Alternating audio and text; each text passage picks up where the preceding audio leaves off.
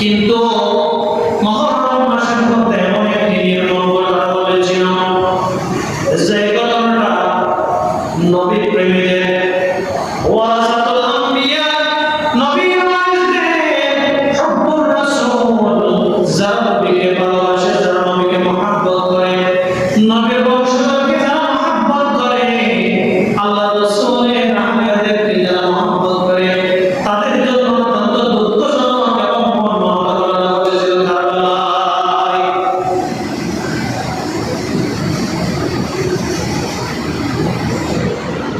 হক এবং নাহকের বিরুদ্ধে প্রতিবাদ করতে গিয়ে হযরত হুসাইন রাদিয়াল্লাহু তাআলা আনহু শাহাদাতে আমিও তেলাওয়াত করেছিলেন, ইন্না লিল্লাহি ওয়া ইন্না ইলাইহি রাজিউন।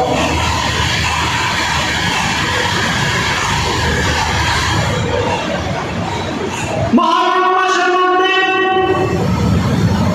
আল্লাহ রাব্বুল আলামিন আরো কিছু শ্রেষ্ঠ ঘটনা ঐতিহাসিক ঘটনা ঘটিয়েছিলেন।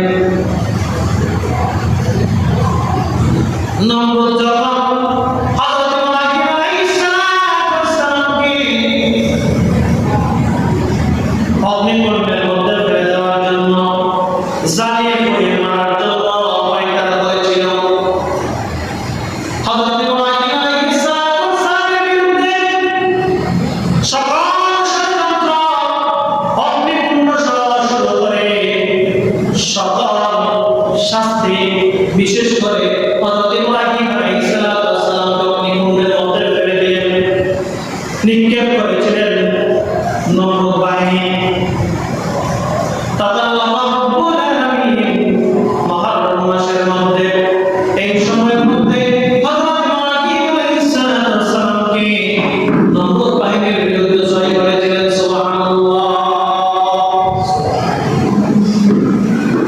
এইভাবে শুরু করে মুহররম মাস একটি সেরা মাস, শ্রেষ্ঠ মাস, সুন্দরতম মাস, বছরের শুরুর মাস।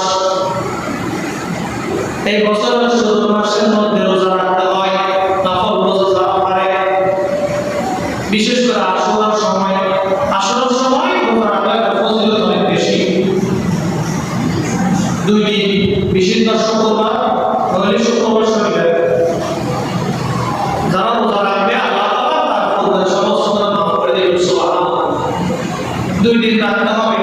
ইহুদিদের সাথে রাখতে না মিলে, ইহুদিদের সাথে আর কি মিল না হয়। এরপরে আল্লাহ রাব্বুল আলামিন নবীদেরকে পরীক্ষা করেছেন। সেই পরীক্ষার মধ্যে হযরত আইয়ুব আলাইহিস সালামকে আল্লাহ তাআলা সারা শরীরের মধ্যে এমন পছন্দ দিয়েছেন, 18 বছর তিনি কষ্ট